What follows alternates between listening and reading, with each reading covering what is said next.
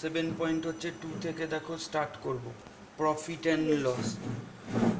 Profit and loss আগের দিন কিছুটা বলেছিলাম যে প্রফিট অ্যান্ড হচ্ছে লস। প্রফিট অ্যান্ড লস বাংলায় যাকে বলা হয় তাকে খুব ইম্পর্টেন্ট চ্যাপ্টার। নেক্সট ইয়ারেও হচ্ছে থাকবে, ক্লাস 8-এ যেমন আছে 9-এও থাকবে। বাংলায় এটাকে নাম হয় লাভ ও ক্ষতি। লাভ ও ক্ষতি। এই প্রফিট অ্যান্ড লসে দুটো তিনটে চারটে জিনিস হচ্ছে জানতে হবে। কস্ট প্রাইস একটা জানতে হবে, কস্ট প্রাইস বলে একটা টার্ম আছে। তারপরে হচ্ছে সেলিং প্রাইস বলে একটা জিনিস আছে, সেলিং প্রাইস। তারপরে লস বলে একটা কথা পাবো, এইখানে লস বলে একটা কথা পাবো, আর একটা প্রফিট বলে হচ্ছে কথা পাবো। এই চারটা টার্মস এর মধ্যেই হচ্ছে অঙ্ক ঘোরাঘুরি করবে। প্রফিট অ্যান্ড লসেরও যত অঙ্ক আছে এর মধ্যেই ঘোরাঘুরি করবে। কস্ট প্রাইসের বাংলা জানতে পারো। কস্ট প্রাইসের বাংলা হচ্ছে ক্রয় মূল্য, সেলিং প্রাইসের বাংলা হচ্ছে বিক্রয় মূল্য, লসের বাংলা হচ্ছে ক্ষতি, আর প্রফিটের বাংলা হচ্ছে লাভ। এইটা বলেছিলাম এরকম একটা বিষয়, এই বিষয়টাকে বুঝতে হবে যে কস্ট প্রাইস কখন বলবো, সেলিং প্রাইস কখন বলবো। মানে কোনো একটা জিনিস, আমি একটা দোকান আছে, আমার একটা শপ আছে, সেই শপটাকে চালানোর জন্য কি করতে হবে, আমাকে কিছু দোকানের জিনিসপত্র আগের থেকে এনে শপকে সাজিয়ে রাখতে হবে। আমার দোকানে লোক আসবে কেন? আমার দোকানে যখন এসে জিনিসপত্র পাবে তখনই তো লোক ভিজিট করবে আমার স্টোরে, না হলে কেনই বা আমার স্টোরে ওনারা আসবে? জিনিসপত্র যদি ঠিকঠাক আমি তাদেরকে প্রোভাইড নাই করতে পারি তাহলে আসবে কেন? তাহলে শপে আগে আমাকে কি করতে হবে, আগে আমাকে প্রোডাক্ট রাখতে হবে। প্রোডাক্ট কোথার থেকে আনবো? যেখান থেকে তোমার মন চায় কম দামে কম রেটে সেখান থেকে তুমি প্রোডাক্ট নিয়ে আসবে। তুমি যে প্রোডাক্টটা নিয়ে আসবে সেটা হচ্ছে কস্ট প্রাইস হিসাবে কাউন্ট হয়, মানে কেনা দাম, ওটা তোমার কস্ট প্রাইস হবে। তুমি তারপরে কিনে এনে দোকানে তোমার প্রোডাক্টটাকে ডিসপ্লে করাবে। যখন কোনো কনজিউমার বা কাস্টমার আসবে তোমার দোকানে, সে যখন প্রোডাক্টটা চুজ করবে তাকে তুমি একটা দাম বলবে। সেই দাম অনুযায়ী সে যে দামটা তোমাকে পে করবে সেটাকে বলা হয়ে থাকে সেলিং প্রাইস। এবার এই কস্ট প্রাইস আর সেলিং প্রাইসের উপর ডিপেন্ড করে এই দুটো ঘটনা ঘটে, লস এবং প্রফিট। যদি তুমি কিনে আনা দামটা এই সেলিং প্রাইসের থেকে বেশি হয়ে যায় তবে তুমি লস করবে। মানে আমি যে দামে অন্য জায়গার থেকে মালটাকে কিনে এনে দোকানে সাজিয়েছিলাম সেটার থেকে যদি তুমি আমাকে কম টাকা পে করো তাহলে সেক্ষেত্রে আমার লস হয়ে যাবে। কিন্তু আমি যে দামে কিনে এনেছিলাম তার থেকে বেশি দামে যদি তোমাকে বিক্রি করে দিতে পারি তাহলে আমি প্রফিট করব বলে আইডিয়া করা যেতে পারে বা মনে করা হয়। এই প্রফিট অ্যান্ড লস বলে যে চ্যাপ্টারটা আছে খুব ইম্পর্টেন্ট। পরীক্ষায় ম্যাক্সিমাম কোশ্চেন হচ্ছে থাকেও আর থাকবেও। এই চ্যাপ্টারটা নেক্সট ইয়ার ক্লাস 9-10 দুটো ইয়ারেই হচ্ছে এই চ্যাপ্টারটাও হচ্ছে আমরা পাবো। তাই ফার্স্ট কোশ্চেন আমি আগের দিন যা দেখিয়েছিলাম সেখান থেকে বেশি আর বললাম না। আগের দিনের ওই জিনিসগুলোও এর মধ্যে ইনক্লুড আছে, ভিডিও যদি দেখে থাকো আগের দিনের জিনিসগুলোও মাথায় থাকার কথা। নেক্সট পেজ থেকে আমি অঙ্ক স্টার্ট করব। পেজ ওই অঙ্ক বইয়ের দেখো, অঙ্ক বই ফলো করো। ফার্স্ট যেটা দেওয়া রয়েছে এক্সারসাইজ হচ্ছে, নাম্বার লিখে নিলাম, এক্সারসাইজ হচ্ছে 7.2। এক্সারসাইজ 7.2 কি বলেছে স্টেটমেন্টটা লিখে দেবো। ফাইন্ড করতে বলেছে, find the profit, find the profit অথবা or loss, LOSS, loss percentage when. মানে এর মানে কি? ফাইন্ড মানে হচ্ছে খুঁজে বের করো বা খোঁজো, খুঁজে বের করো। প্রফিট কথার মানে লাভ, অর কথার মানে অথবা, লস মানে হচ্ছে ক্ষতি, আর পার্সেন্টেজ, পার্সেন্টেজ মানে শতকরা। যখন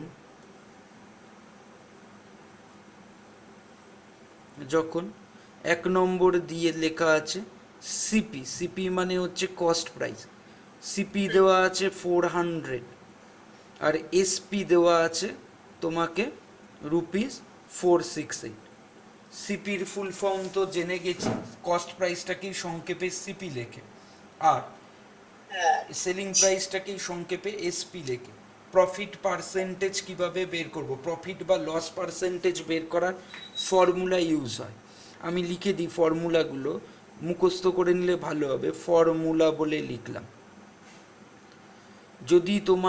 যদি তুমি দেখো প্রফিট হচ্ছে, আগে চেক করতে হবে যে প্রফিটের ফর্মুলা, এখানে লিখে রাখলাম উপরে profit formula, profit percentage formula বলে লিখলাম। যদি কোনো সময় প্রফিটের পার্সেন্টেজ বের করতে হয় তবে কি করব স্যার, ফর্মুলা, খুব ইজি ফর্মুলাটা। অলওয়েজ ডিনোমিনেটরে হচ্ছে কস্ট প্রাইস বা সিপি, যা বলো কস্ট প্রাইস, অবলিক দিয়ে হচ্ছে সিপি লিখে রাখবো, আর ওপরে হচ্ছে লিখতে হবে প্রফিট, গুণ চিহ্ন দিয়ে 100 লিখে ব্র্যাকেটের বাইরে পার্সেন্টেজ দিয়ে রাখতে হয়। এটাকে বলে profit form, profit percentage formula. আরেকটা ফর্মুলা হয়, আরেকটা প্রফিট রেট যেমন ফর্মুলা রয়েছে, লসেরও পার্সেন্টেজ ফর্মুলা রয়েছে, লস পার্সেন্টেজ ফর্মুলা, লসেরও পার্সেন্টেজ ফর্মুলা হচ্ছে রয়েছে। কি রয়েছে সেটা, নিচে হচ্ছে তোমার হচ্ছে এখানে হচ্ছে লস, নিচে এখানে অলওয়েজ কস্ট প্রাইস, আর ওপরে হচ্ছে লস LOSS, গুণ ওপরে 100, একই ফর্মুলা। এখানে জায়গা নেই বলে লিখে দিই, এখানেই লিখি যদি বুঝতে সুবিধা হয়, বা ওখানে লেখাটা আরও বেটার ছিল। মাল্টিপ্লিকেশন 100, ব্র্যাকেটের বাইরে পার্সেন্টেজ হচ্ছে লিখতে হবে। নেক্সট পেজে আবার সেই 1 নম্বরটা টুকে নেব, নেক্সট পেজে পড়া রয়েছে।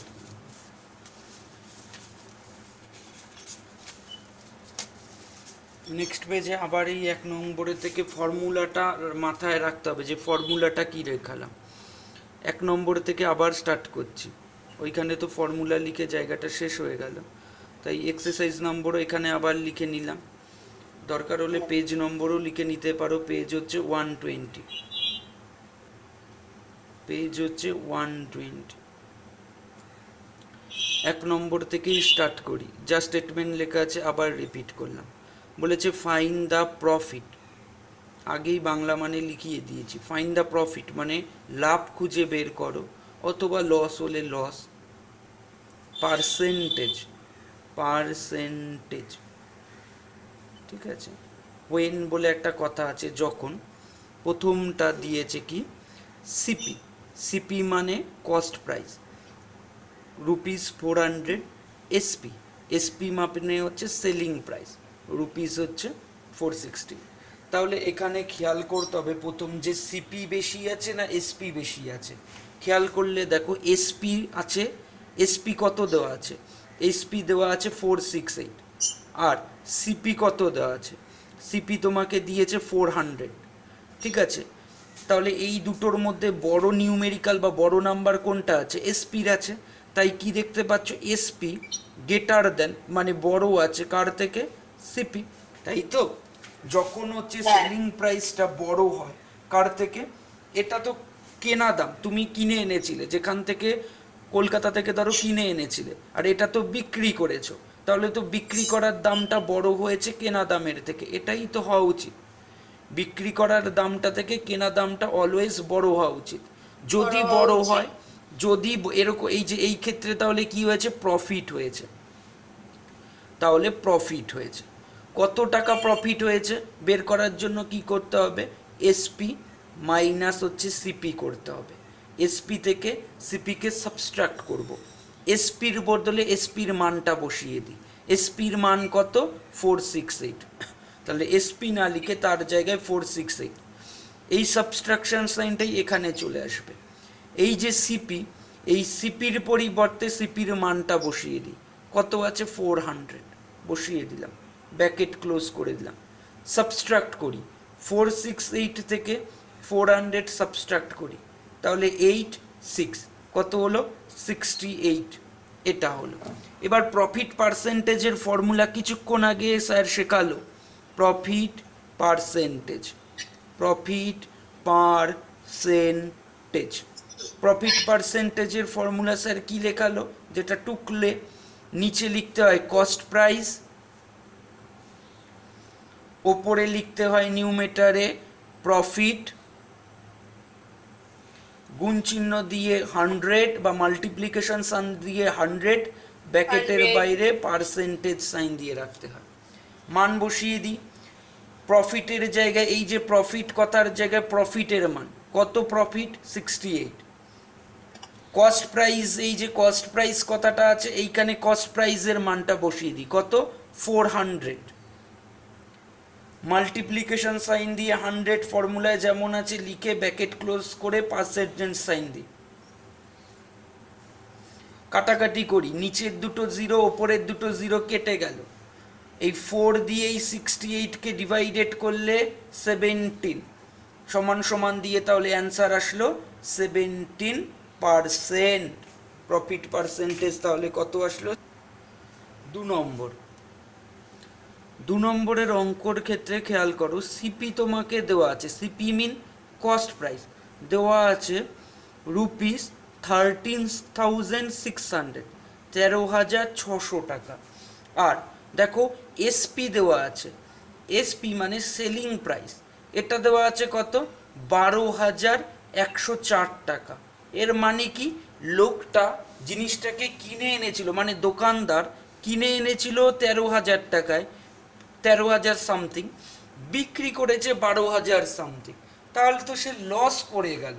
তাহলে এখানে কি হচ্ছে, এখানে সিপিটা, এই যে সিপিটা কি হয়ে গেছে, বড় হয়ে গেছে, কার থেকে, এসপির থেকে।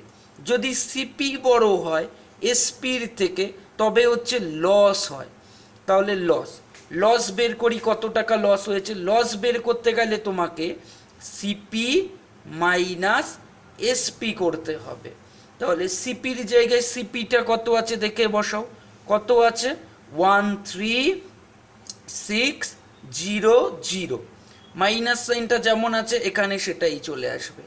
এই যে এসপি, এই এসপির জায়গায় এসপির যে মানটা দিয়েছে সেটাকে বসাতে হবে 12,140।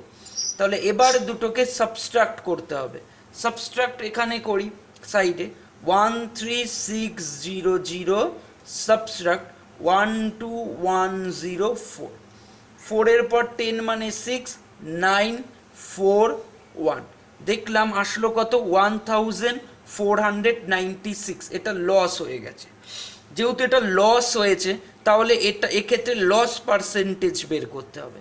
তাহলে লস পার্সেন্টেজের ফর্মুলাও তো স্যার কিছুক্ষণ আগে শিখিয়েছে, loss percentage, loss percentage equal to, নিচে লিখতে হয় কস্ট প্রাইস,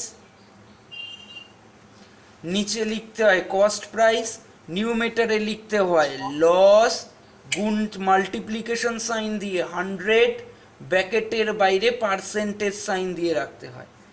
কস্ট প্রাইসের জায়গায় কস্ট প্রাইসটাকে তুলে নিয়ে আসবো, কস্ট প্রাইস কত ছিল 13,600, তাহলে লিখে দিলাম 13,600।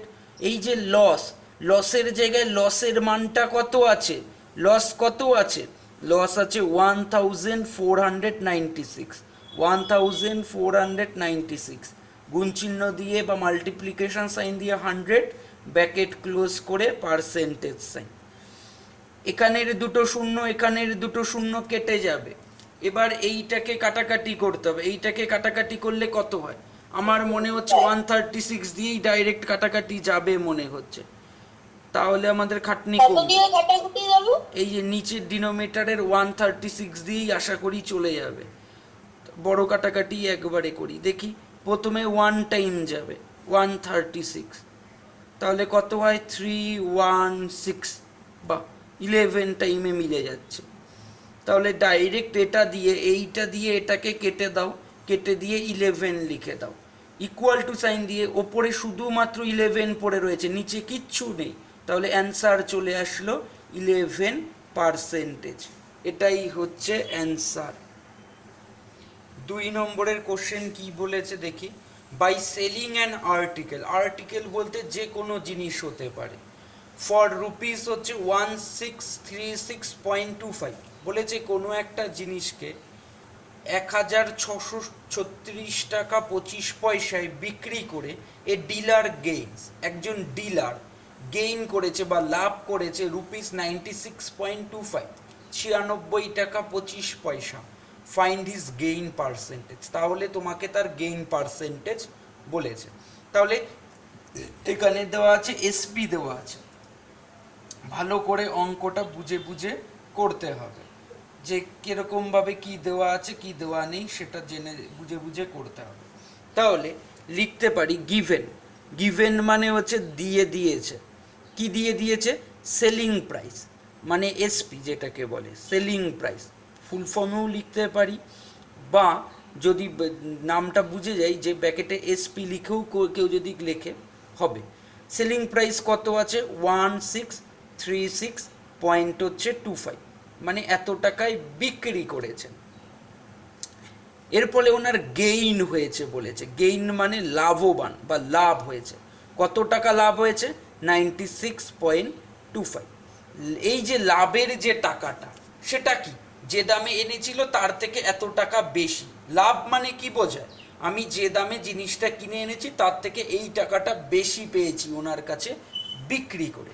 তাহলে স্যার সিপি বের করে নিতে পারবে। কস্ট প্রাইস, কস্ট প্রাইস বের করার এক্ষেত্রে ফর্মুলা কি হবে, কস্ট প্রাইস ইকুয়াল টু লিখতে হবে সেলিং প্রাইস মানে কেনা দাম বিক্রির দাম, বিয়োগ চিহ্ন দিয়ে লিখতে হবে, বিক্রির চিহ্ন দিয়ে লিখতে হবে গেইন, GAIN। তাহলে সেলিং প্রাইস কত দিয়েছে ওরা, এই যে সেলিং প্রাইস স্যার 1636.25, এই সাবস্ট্রাকশন সাইনটা এখানে নেমে আসবে।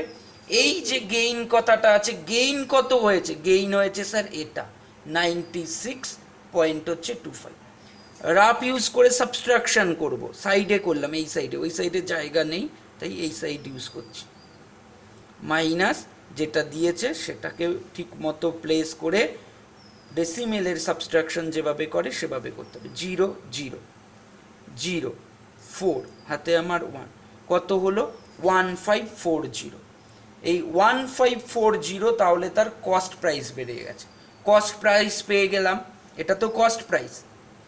তাহলে কস্ট প্রাইস স্যার পেয়ে গেল, সেলিং প্রাইস অলরেডি দেওয়া রয়েছে, গেইনেরই আরেকটা নাম হচ্ছে তোমার প্রফিট, আগেই দিনই বলেছিলাম গেইন আর প্রফিট একই কথা, একজনেরই দুটি নাম। তাহলে এবার আমাকে বের করতে বলেছে, তাহলে পার্সেন্টেজ বের করতে বলেছে, তাহলে গেইন পার্সেন্টেজের ফর্মুলা আর প্রফিট পার্সেন্টেজের ফর্মুলা সেম, তাহলে লিখে দেবো স্যার প্রফিট পার্সেন্টেজ, ফর্মুলাটা লিখে দেবো পার্সেন্টেজ, প্রফিট পার্সেন্টেজ। কি প্রফিট পার্সেন্টেজের ফর্মুলা, কস্ট প্রাইস উপরে লিখতে হয় গেইন বা প্রফিট, একজনেরই দুটো নাম, গেইন লিখলেও রাইট পাবে, প্রফিট লিখলেও রাইট পাবে। মাল্টিপ্লিকেশন দিয়ে 100 লিখতে হয়, ব্র্যাকেট বন্ধ করে পার্সেন্টেজ সাইন দিয়ে রাখতে হয়। এই তাহলে এবার কস্ট প্রাইস যেখানে লেখা আছে, কোথায় লেখা আছে, এই যে কস্ট প্রাইস, এই জায়গাতে কস্ট প্রাইসটাকে বসিয়ে দেবো। কত পেলাম কস্ট প্রাইস স্যার এটা 1540, বসিয়ে দাও। এই যে গেইন বা প্রফিট যে লিখে রেখেছি, এইখানে গেইন বা প্রফিটের মানটা বসিয়ে দেবো, কত স্যার 96.25। মাল্টিপ্লিকেশন সাইন দিয়ে 100 লিখে রাখলাম, ব্র্যাকেট ক্লোজ করে পার্সেন্টেজ সাইন দিয়ে রাখলাম। এবার এই পয়েন্ট তুলে নিচে ডিনোমিনেটরে 1, দুটো ঘর তাই দুটো 0 দেওয়া যেতে পারে, এই 100 আর এই 100 ক্যান্সেল আউট হয়ে গেল। এইবার যেটা পড়ে রইল সেটাকে হচ্ছে কাটাকাটি করতে হবে। কাটাকাটি টাটাকাটি করলে দেখা যাবে 6.25% অ্যান্সার আসবে। নিজেও কাটাকাটি করে দেখা যেতে পারে, 5 দিয়ে কাটাকাটি করবে, কাটাকাটি মিলবে না, করে দেখলেও দেখা যায়। করছি, এই সাইডে করে দেখাচ্ছি। 9625 বাই হচ্ছে এটা, কাটাকাটি করব 5 দিয়ে, 5 দিয়ে এটাকে কাটলে 1, তারপরে হচ্ছে 9, এখানে 445, এখানে হচ্ছে 12, 5 দুগুণে 10। প্রথমে 5 দিয়ে কাটলে এটা, আর এটাকে 5 দিয়ে কাটলে 308, তারপরে এই 308 দিয়ে এটাকে ডিভাইডেড করে দিয়েছি, এটা হচ্ছে পেয়েছি। এটাই অ্যান্সার এই অঙ্কটা। 3 নম্বর অঙ্কটা কি বলেছে পড়ে দেখি। বাই সেলিং অ্যান আর্টিকেল, একটা আর্টিকেলকে বিক্রি করেছে কত টাকায়, ফর ₹770। তাহলে এটা হচ্ছে সেলিং প্রাইস, পড়বো আর লিখবো। এটা তাহলে স্যার সেলিং প্রাইস আছে, এটাকে স্যার সংক্ষেপে লেখা যায় এসপি বলে। এসপি কত দেওয়া আছে, 770, মানে 770 রুপিস। ভালো কথা। A man incurs a loss of ₹110, এই টাকাটায় বিক্রি করে লোকটা লস করেছে, মানে ক্ষতি হয়েছে। কত টাকার ক্ষতি হয়েছে, ক্ষতিটা কোথায় গেল, ক্ষতিটা হয়েছে 110, মানে 110 টাকা লস হয়েছে। তাহলে তোমাকে বের করতে বলেছে, তাহলে লস পার্সেন্টেজ তোমাকে হচ্ছে ফাইন্ড আউট করতে হচ্ছে বলা হয়েছে। লস লস কখন হয়, যখন হচ্ছে যে দামটাতে আমি জিনিসটা কিনে এনেছি সেই দামটাও পাবো না, ক্ষতিতে বিক্রি করে দিতে হবে, কম টাকায় কাস্টমারকে দিয়ে দিতে হবে। তাহলে লস, তাহলে এখান থেকে আমি কি পেতে পারি, সিপি বের করতে পারি, বা cost price. Sir cost price কিভাবে বের করবে, কেন কস্ট প্রাইস বের করতে পারবো, সেলিং প্রাইস বিক্রি যে দামে করেছি সেটা, আর কত টাকা লস হলো সেটাকে অ্যাড করে দিয়ে। এটা নিজেকে ফিল করতে হবে যে কখন কোনটা, বসে বসে নিজেকে ভেবে এগুলো সলভ আউট করতে হবে যে কেন এরকম হচ্ছে। এটা নিজের ওপর পুরো, না হলেই গুলিয়ে যাবে যে কস্ট প্রাইসটা কিভাবে স্যার বের করছে।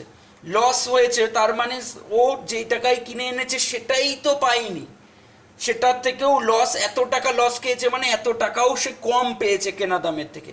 তাই দুটোকে যখন যোগ করে দেবে মান বসিয়ে, এই সেলিং প্রাইস যে তলায় সেলিং প্রাইসের মানটা দেখে বসাবে কত, 770।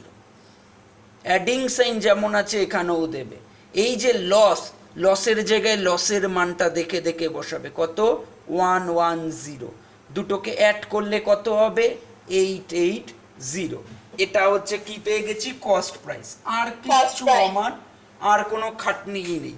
লস পার্সেন্টেজ বের করার ফর্মুলা স্যার লিখে দিয়েছে, জাস্ট ওটা ইনপুট করে দেব। Loss percentage, loss percentage equal to, sir কি ফর্মুলা লিখে দিয়েছিল, নিচে অলওয়েজ কস্ট প্রাইস, উপরে হচ্ছে লস, মাল্টিপ্লিকেশন সাইন দিয়ে 100, ব্র্যাকেটের বাইরে পার্সেন্টেজ। তাহলে এবার দেখে দেখে জাস্ট মানগুলোকে ইনপুট করে দেব। এই যে কস্ট প্রাইস ডিনোমিনেটরে লিখে রেখেছি, এই জায়গায় কস্ট প্রাইসটাকে বসিয়ে দেব কত, 880 স্যার। এই যে লস কথাটা লিখে রেখেছি, এই জায়গাতে লসের মানটা ইনপুট করব কত, 110 স্যার। আর গুণ চিহ্ন বা মাল্টিপ্লিকেশন সাইন দিয়ে এখানে যেমন 100 আছে 100 লিখে রাখবো। এখানের ওপরের 0 নিচের 0 কেটে যাবে। 11-এর টেবিল যদি মুখস্থ থাকে, 11 দিয়ে 88কে কাটলে 8 হয়, আবার এই 8 আর 100কে কাটা যায়। 2 দিয়ে কাটলে 8কে হচ্ছে, 4 দিয়ে কাটলে 8কে, 2 4 যা 8, আর 425 হচ্ছে 100, তাহলে কত হলো, 25 বাই হচ্ছে 2, ব্র্যাকেটের বাইরে পার্সেন্টেজ। এটাকেও আরও সিম্পলিফাই করব, নিচে ছোট সংখ্যা এসেছে তাই ডিভাইডেডটা করে দেব। 2 দিয়ে 25কে ডিভাইডেড করব, প্রথমে 1 টাইম যাবে, 2 1 যা 2, এই 5 কেটে নামবে, তারপরে 2 টাইমস যাবে, 2 যা 4, বিয়োগ করলে কত, 1, এখানে পয়েন্ট দিয়ে 0 আনতে হবে, 5 2 যা কত, 10, তাহলে অ্যান্সার আসলো কত, 12.5। তাহলে লিখে দেব 12.5%। এটাই হচ্ছে নেক্সট অঙ্ক। এখানে রাশিদা বট মানে রাশিদা কিনেছিল 25 dozen egg, 25 dozen egg at the rate of ₹9.60 পার হচ্ছে ডজন। এক এক ডজনের দাম ওর পড়েছিল 9 টাকা 60 পয়সা করে। 30 eggs were broken as the transaction and she sold 30 eggs were broken আমি কোশ্চেনটা ভালো আচ্ছা এসেছে আমার কাছে। 30 eggs were broken, তারপরে কি লেখা আছে একটু রিপিট করবে? Eggs were broken in the transaction and she sold the remaining eggs at 1 rupee each. Find her gain অথবা gain or loss percentage. ভালো কথা। ও এগ কিনেছে কত ডজন? 25 ডজন এগ কিনেছে অ্যাট দ্য রেট অফ 9.60 পার হচ্ছে dozen. তাহলে রাশিদা বট লিখে নি, আমি দেখছি ছোট করে আমি করে দিতে পারি নাকি। রাশিদা বট মানে রাশিদা কিনেছিল। রাশিদা বট 25 ডজন এগস মানে 25 ডজন এগস। এগস ডজন মানে কিন্তু একটা দুটো না, এক একটা ডজনে 12টা করে ডিম আসে, ঠিক আছে? ওর কাছে প্রত্যেক ডজনের দাম 9 টাকা 60 পয়সা করে নিয়েছিল, ও যেখান থেকে কালেক্ট করেছিল দোকানে আনার জন্য। তাহলে টোটাল কস্ট প্রাইস এখান থেকে পেয়ে যাবে স্যার, মানে ওর কেনা দাম কত হলো টোটাল কস্ট প্রাইস। কিভাবে স্যার পাবে? ও 25 ডজন এনেছিল, তাই 25 মাল্টিপ্লিকেশন 9.60, কারণ ওকে এই টাকাটা করে পে করতে হয়েছে এক একটা ডজনে। এক ডজন নিয়েছে 9 টাকা 60 পয়সা দিয়েছে, সেকেন্ড ডজন নিয়েছে 9 টাকা 60 পয়সা দিয়েছে, তৃতীয় ডজন নিল সেখানেও 9 টাকা 60 পয়সা দিল। তাহলে 9 টাকা 60, এইটা বারবার কি হচ্ছে? রিপিট হচ্ছে। কত টাইমস রিপিট হবে? 25 টাইমস। এরকম রিপিট মানে মাল্টিপ্লিকেশন। তাই 25 মাল্টি, এটাকে পয়েন্টটাকে তুলে দিয়ে ডিনোমিনেটরে 100 লিখে দেওয়া যায়। ভালো কথা। 25 দিয়ে এই 100কে কেটে দিলে 4 হয়, 4 দিয়ে এটাকে কাটলে হচ্ছে হবে 240। তাহলে কস্ট প্রাইস বেরোলো রাশিদার নামে মেটার, ওই যে 25 ট্রে ডিম আনলো তার দাম পেয়ে গেলাম এটা। এইবার কি করেছে? এই যে ডিম এনেছে 30 eggs were broken, আনার সময় এই ডিম তো অনেকটা একটুখানি চাপ লাগবে, ভেঙে যাবে। ওর কি হয়েছে? 30খানা ডিম ব্রোকেন হয়ে গেছে, ভেঙে গেছে। তাহলে আগে জিজ্ঞেস দেখি 25 ডজন মানে কতগুলো ডিম সেটা আগে বের করি। 25 ডজন মিনস মানে 25 ডজন মানে নাম্বার অফ এক্স মানে ডিমের পরিসংখ্যা বা সংখ্যা কত? 25 মাল্টিপ্লিকেশন 12। কেন স্যার 12 করলে 25 এর সাথে? কারণ এক একটা ডজন মানে তাতে 12টা করে ডিম থাকবে। ও 25 ডজন নিয়েছে মানে 25 বার 12 রিপিট হয়েছে, গুণ করে দিলে কত হবে স্যার? 300 হবে। 300। এতটা ডিমও কিনেছিল, কিন্তু এর মধ্যে 30 হচ্ছে ব্রোকেন। আফটার ব্রোকেন, ভেঙে যাওয়া ডিম তো কেউ নেবে না। After broken the number of x remain, the number of x remain, ভেঙে যাওয়ার পর ওর কাছে ডিম এখন পড়ে রইল। 300টা ডিম কিনেছিল, তার মধ্যে রাস্তা দিয়ে আসার সময় 30টা ভেঙে গেছে, হয়েছে কত? 270। তার মানে এই 270খানা এগ এখন ভালো আছে, এটাই দোকানেও বিক্রি করতে পারবে। কি করেছে? এই যে এগগুলো রয়ে গেল ওর কাছে 1 টাকা করে বিক্রি করেছে, 1 টাকা করে 270খানা ডিম বিক্রি করেছে। তাহলে এখান থেকে আমি সেলিং প্রাইস স্যার পেয়ে যাব, বের করে নাও। সেলিং প্রাইস কত? সেলিং প্রাইস হচ্ছে এই যে 270খানা ডিম আছে, প্রত্যেকটা 1 টাকা করে। আমি গেছি দোকানে, একটা ডিম দেন দাদা, 1 টাকা দিয়েছি, একটা ডিম দিয়েছে। তুমি গেছো দোকানে, দাদা একটা ডিম দেন, 1 টাকা দিয়েছো, একটা দিয়েছে। নেক্সট আরেকটা গেল, আরেকজন গেল, সে 1 টাকা দিল, একটা ডিম। তাহলে এক কি হচ্ছে? বারবার রিপিট হচ্ছে। কত টাইমস রিপিট হবে? 270 টাইমস। তাই এটাকে মাল্টিপ্লিকেশন করতে হলো। এবার খেয়াল করে দেখো, এই যে সেলিং প্রাইসটা তুমি যেটা পেলে, আর এই যে কস্ট প্রাইস তুমি যেটা অলরেডি পেয়ে বসে রয়েছো, কে বড় এর মধ্যে? সেলিং প্রাইস বড় না কস্ট প্রাইস বড়? সেলিং প্রাইসের সংখ্যাটা রয়েছে 240, কিন্তু কস্ট প্রাইসের সংখ্যাটা রয়েছে 270। তাহলে স্যার সেলিং প্রাইস বড়। তাহলে পরের পাতায় লিখি, তাহলে স্যার কি হলো? সেলিং প্রাইস বড় হলো। তাহলে এখানে কি লিখতে পারি? ওই গ্রেটার দ্যান সাইন দিয়ে, যে সেলিং প্রাইস মানে এসপি, গ্রেটার দ্যান মানে বৃহত্তর বা বড় কার থেকে? সিপি। সেলিং প্রাইস যখন বড় হয় সিপির থেকে, তখন কি হয় স্যার? প্রফিট হয়। তাহলে প্রফিট বের করব। প্রফিট বের করতে গেলে কি করতে হয় sir? Selling price minus cost price করতে হয়। তাহলে স্যার সেলিং প্রাইস তো স্যার 270, আমার কস্ট প্রাইস আমার স্যার 240। তাহলে বিয়োগ করে দিলে, সাবস্ট্রাক্ট করলে কত পাবো? 30। এবার প্রফিট পার্সেন্টেজ জানতে চেয়েছে আমাদের কাছে, বের করব। প্রফিট পার্সেন্টেজ, প্রফিট পার্সেন্টেজের স্যার তো ফর্মুলা লিখে দিয়েছে নিচে, অলওয়েজ কস্ট প্রাইস পিআরআইসি, আর ওপরে হচ্ছে কি? প্রফিট, গুণ চিহ্ন বা মাল্টিপ্লিকেশন সাইন দিয়ে 100, ব্র্যাকেটের বাইরে পার্সেন্টেজ সাইন। তা কস্ট প্রাইসের জায়গায় কস্ট প্রাইস বসিয়ে দাও। কেনা দাম কত ছিল? 240। এই যে স্যার কস্ট প্রাইস 240 পেয়েছিলাম, তাই কস্ট প্রাইস না লিখে এখন এই জায়গায় মানটা ইনপুট করলাম। প্রফিটের জায়গায় প্রফিটের মানটা বসিয়ে দাও। স্যার প্রফিট 30 পেয়েছিলাম, তাই 30। মাল্টিপ্লিকেশন সাইন দিয়ে 100 লিখে রাখো, ব্র্যাকেটের বাইরে পার্সেন্টেজ। 0 0 কেটে দাও, 3 দিয়ে 24কে কাটলে 8। এবার 8 এটাকে আরও 2 দিয়ে 4 দিয়ে কাটি, 4 2 যা 8, 4 25 হচ্ছে 100। একই এসেছে আগের বারের মতো, 25 বাই হচ্ছে 2, পার্সেন্টেজ সাইন। 25/2 মানে আগের অঙ্কটাতেই পেয়েছিলাম 2.5%। এটাই অঙ্কটা, আমি অনেকটা শর্টে করে দেওয়ার